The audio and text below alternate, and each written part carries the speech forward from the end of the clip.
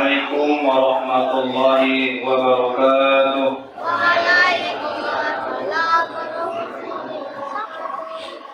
Alhamdulillah, alhamdulillahi rabbil alamin. Alhamdulillahi ala ni'matil iman. Alhamdulillahi ala ni'matil islam. Alhamdulillahi ala ni'matil maghfirah. Alhamdulillahi ala ni'matil hidayah. Asyhadu an la ilaha illallah wahdahu la syarika lah wa asyhadu anna Muhammadan abduhu wa rasuluhu la nabiyya ba'da. Allahumma shalli ala Muhammad. Qala Allah ta'ala fi kitabihil karim. A'udzu billahi minasy syaithanir rajim. Bismillahirrahmanirrahim. Syahrul Ramadan alladzi unzila fihi al-Qur'an hudan lin-nasi wa bayyinatin minal huda wal furqan. Bapak Ibu jamaah salat Isya dan tarawih yang sama-sama mengharapkan ridha Allah Subhanahu wa taala, yang sama-sama mengharapkan ampunan Allah Subhanahu wa taala, tak henti-hentinya kita bersyukur kepada Allah Subhanahu wa taala atas segala nikmat yang telah Allah berikan kepada kita. Sesungguhnya nikmat Allah itu tidak pernah libur meskipun kita sedang tertidur. Nikmat Allah itu tidak akan mampu kita hitung meskipun kita menghitungnya sampai liang kubur. Dan nikmat Allah itu tidak bisa kita bayar meskipun kita sampai kerja lembur. Karena banyak sekali nikmat Allah yang kita rasakan sampai dengan malam hari ini, dan semua itu tentunya tidak akan bisa kita balas. Satu saja contoh begitu besarnya nikmat Allah Bapak Ibu. Ada kisah nyata yang terjadi di Saudi Arabia. Seorang kakek-kakek berusia 74 tahun. Ada yang umurnya 74 tahun di sini? Ada. Kakek-kakek berumur 74 tahun, Bu. Mengalami sesak nafas, kemudian dibawalah ke rumah sakit. Sampai ke rumah sakit, bernapas, dibantu dengan tabung oksigen. Selama 24 jam sembuh dia. Sembuh, napasnya sudah mulai enak lagi, tidak sesak lagi. 24 jam. Kemudian ketika dia hendak pulang, dia mendapati tagihan rumah sakitnya kalau dirupiahkan itu sebesar Rp2.400.000. Kemudian kakek ini kaya Bapak Ibu, orang kaya. Nangis dia melihat tagihan Rp2.400.000. Kata pihak rumah sakit, kalau memang ini kemahalan, kami akan memberikan keringanan. Kata kakek ini, jangankan membayar ini, 2 kali lipat pun akan aku bayar. Yang membuat aku menangis, sudah 74 tahun aku hidup, 74 tahun aku bernapas, kalau Allah memberikan aku tagihan, berapa yang harus aku bayar? Tadi di rumah saya hitung-hitung, buka kalkulator. Kalau seharinya 2.400.000, maka selama 74 tahun itu kurang lebih 63 miliar. Itu yang harus kita bayar untuk bernapas saja, belum dengan nikmat-nikmat yang lain. Maka betullah kata ulama kita, betullah kata Allah dalam Al-Quran, bahwasanya kalian tidak akan dapat menghitung-hitung nikmat Allah. Baru nafas saja sudah 63 miliar, belum dengan yang lain. Maka Bapak Ibu yang dirahmati Allah Subhanahu wa taala, Allah itu tidak minta kita untuk membayar. Allah tidak minta kita untuk memberikan nikmat-nikmatnya. Yang punya kebun ketika panen, yang punya kebun sawit, Allah tidak pernah meminta buah sawitnya. Ketika kita sehat, Allah tidak pernah meminta dibalas, dibayar. Tapi Allah hanya minta untuk kita ini sebagai hambanya untuk senantiasa menjadi orang yang bersyukur atas nikmat itu.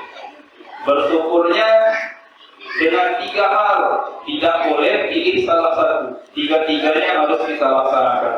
Yang pertama, kita yakini dengan hati kita. Yang kedua, kita ucapkan dengan lisan kita. Dan yang ketiga, kita buktikan dengan perbuatan kita.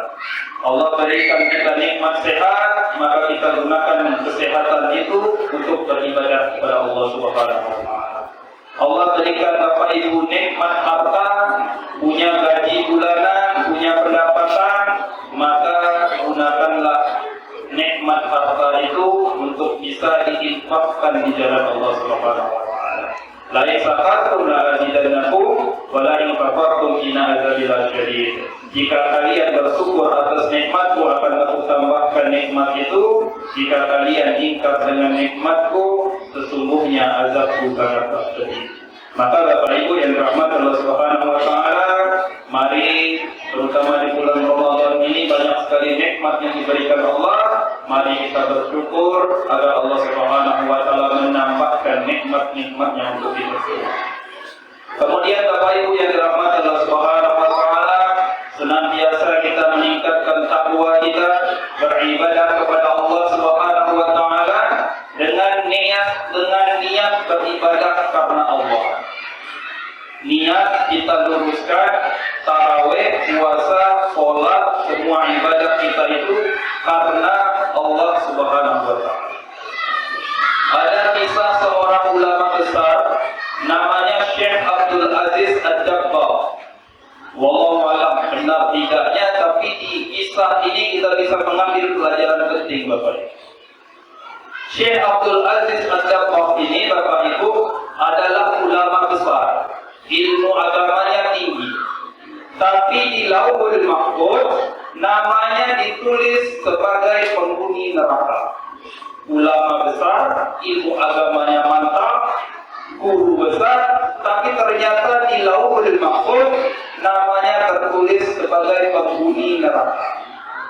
Malaikat yang kasihan kemudian mendatangi Syekh Abdul Aziz, kemudian mengatakan, aku melihat namamu tertulis di Lauhul Mahfuz sebagai penghuni neraka. Lantas untuk apa lagi engkau sholat?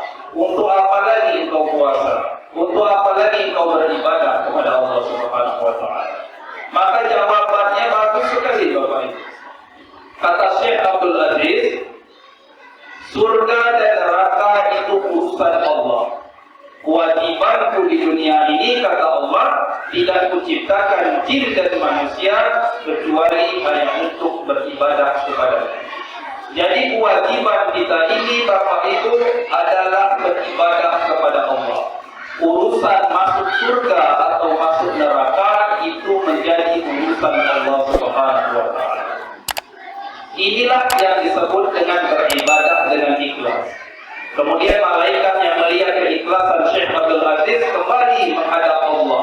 Tapi ternyata Allah sudah mengubah dengan segala kebesaran Allah. Allah mengubah ketetapannya di Lauhul Mahfuz ini, bahwasanya Syekh Abdul Aziz dengan keikhlasannya ini ditulis sebagai penghuni surga. Balik lagi malaikat, kata malaikat, aku membawa kabar bahagia, kabar gembira untukmu. Aku melihat namamu sudah diubah dari penghuni neraka menjadi penghuni surga. Kata Syekh Abdul Aziz, kembali dia ulangi kalimatnya. Aku tidak peduli, urusan surga dan neraka menjadi urusan Allah. Kewajibanku hanyalah beribadah kepada Allah Subhanahu wa taala. Kata Syekh Abdul Aziz, kalau dengan keikhlasanku Allah menetapkanku untuk masuk ke dalam surganya, lantas apa dosa yang pernah aku berbuat sehingga namaku tertulis di Lauhul Mahfuz itu sebagai penghuni neraka? Kata malaikat, sekitar umurmu 15 tahun yang lalu, umurmu 15 tahun, engkau pernah pura-pura tidur di dalam kamarmu ketika ibumu hendak menyuruhmu pergi ke pasar. Nampaknya sepele nian, maknya nak nyuruh ke pasar, tapi dia pura-pura tidur.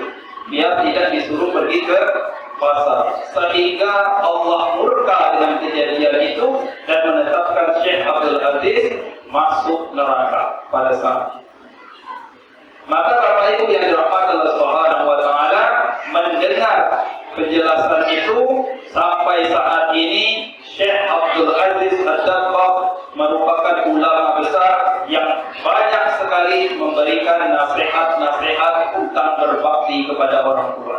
Kalau beliau ceramah, kemudian mengajar, memberikan nasihat, maka yang diberikan adalah tentang berbakti kepada kedua orang tua.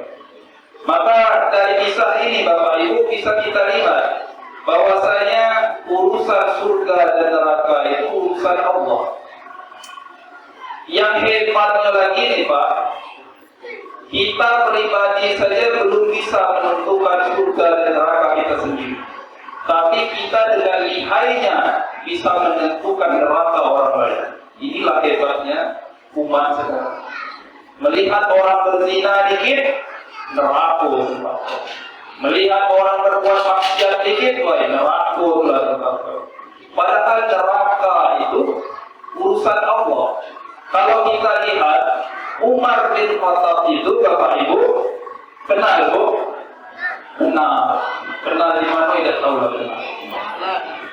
Umar bin Khattab itu, Bapak Ibu, pernah ingin membunuh Nabi. Saya rasa di masjid ini tidak ada maksiat yang lebih besar daripada maksiatnya Umar bin Khattab.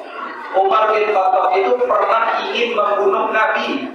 Tapi sekarang kita lihat di mana tempat makamnya Umar bin Khattab itu. Di samping makamnya Rasulullah. Dicintai Rasulullah.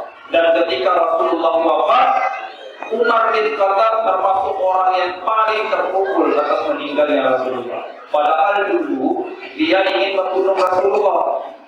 Kalau kita bisa, kalau seperti zaman sekarang ini, kalau kita melihat Umar bin Khattab itu udah dengan lisan kita sekarang ini rapuh. Kalau kita lihat terkadang kita menilai orang Bapak Ibu dengan hartanya.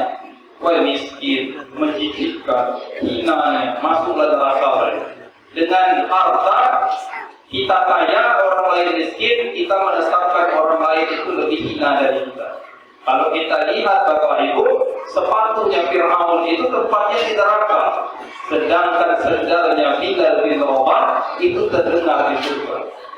Maka sangat aneh bagi kita umat akhir zaman ini Bapak Ibu, surga dan neraka kita saja belum jelas, tapi kita bisa menentukan nerakanya orang lain. Maka Bapak Ibu yang dirahmati Allah Subhanahu wa taala, kalau kita melihat seseorang berbuat maksiat, kalau kita melihat keburukan-keburukan orang lain, belum tentu juga nanti dia akan masuk ke dalam neraka. Karena ampunan Allah itu Bapak Ibu begitu besar. Sebesar-besarnya dosa yang pernah kita lakukan, percayalah bahwasanya ampunan Allah itu jauh lebih besar.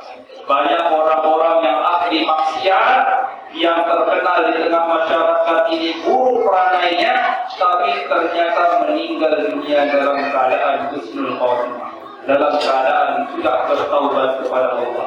Tapi banyak juga orang-orang yang selama ini taat kepada Allah, sholatnya Masya Allah rajin, terkenal baik, tapi ternyata mengakhiri hidupnya dalam keadaan suul khotimah, meninggalnya dalam keadaan buruk. Banyak pun sudah terjadi, terkenal baik, meninggalnya di diskotik dan lain sebagainya.